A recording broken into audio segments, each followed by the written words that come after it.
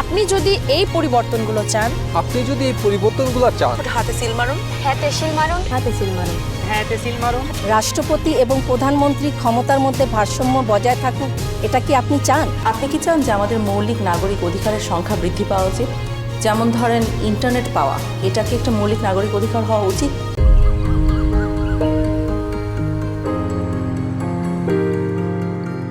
আমরা যখন এখানে আসি এবং এই বইগুলোর দিকে তাকাই আর যখন অতীতের দিকে ফিরে যাই, তখন আমরা বুঝতে পারি যে ইতিহাস কখনোই কোনো অপরিবর্তনীয় বিষয় নয়। এটি মানুষের ইচ্ছা শক্তির দ্বারাই পরিবর্তিত হয়। এখন আমাদের নিজেদের ভাগ্য এবং ইতিহাস আবারও নতুন করে লেখার সুযোগ নিয়ে এসেছে গণভোট 2026। সবার মনে একটা প্রশ্ন, গণভোটটা আসলে কি? গণভোটটা হলো আসলে একটা ভবিষ্যৎ বাংলাদেশের ম্যাপ।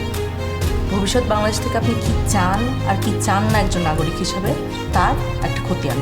আপনি কি এমন একটি বাংলাদেশ দেখতে চান যেখানে কেউ চাইলে 10 বছর বেশি প্রধানমন্ত্রী থাকতে পারবে না? এমন বাংলাদেশ যেখানে সরকার চাইলেই বিরোধী দলের সম্মতি ছাড়া জরুরি অবস্থা জারি করতে পারবে না, চাইলেই জরুরি অবস্থার সময়ে নাগরিকের বেঁচে থাকার অধিকার কেড়ে নিতে পারবে না, চাইলেই এক্সট্রা জুডিশিয়াল কিলিং করতে পারবে না। আপনি কি চান সংসদে একটি উচ্চকক্ষ থাকুক? দলগুলো ক্ষমতায় গিয়ে 2/3 সদস্যের জোরে যেন সংবিধান যেমন ইচ্ছে বদলে না ফেলতে পারে, এটা চান? সংবিধানের যে কোনো পরিবর্তন করতে হলে উচ্চকক্ষের সমর্থন লাগুক, এটা চান? সংবিধানের কিছু গুরুত্বপূর্ণ বিষয়ের পরিবর্তন আপনার মতামত ছাড়া কেউ করতে না পারুক, অর্থাৎ গণভোট ছাড়া সংবিধানের গুরুত্বপূর্ণ বিধানের কোনো পরিবর্তন সরকার যেন করতে না পারুক। আপনি কি চান তত্ত্বাবধায়ক সরকার কিভাবে তৈরি হবে এটা সরকারি দল এবং বিরোধী দল মিলেই ঠিক করুক? একই রকমভাবে নির্বাচন কমিশন, পিএসসি, সিএজি এসব গুরুত্বপূর্ণ নিয়োগে বিরোধী দলেরও ভূমিকা থাকুক। আপনি কি চান সংসদে নারীদের প্রতিনিধিত্ব বাড়ুক? দেশের বিচার ব্যবস্থা সরকারের প্রভাব মুক্ত থেকে স্বাধীনভাবে কাজ করুক, যাতে আমাদের মতন সাধারণ মানুষ বিচার পেতে পারে। আপনি কি চান সব বিভাগীয় শহরে উচ্চ আদালত স্থাপন হোক? ধরেন আপনার স্বজন খুন হয়েছে, সেই খুনের দায়ে দণ্ডপ্রাপ্ত আসামিকে প্রেসিডেন্ট চাইলেই ক্ষমা করে দিতে পারে। আপনি কি চান আপনি অর্থাৎ ক্ষতিগ্রস্ত পরিবারে অনুমতি ছাড়া রাষ্ট্রপতি এরকম কোনো অপরাধীকে ক্ষমা করতে না পারুক?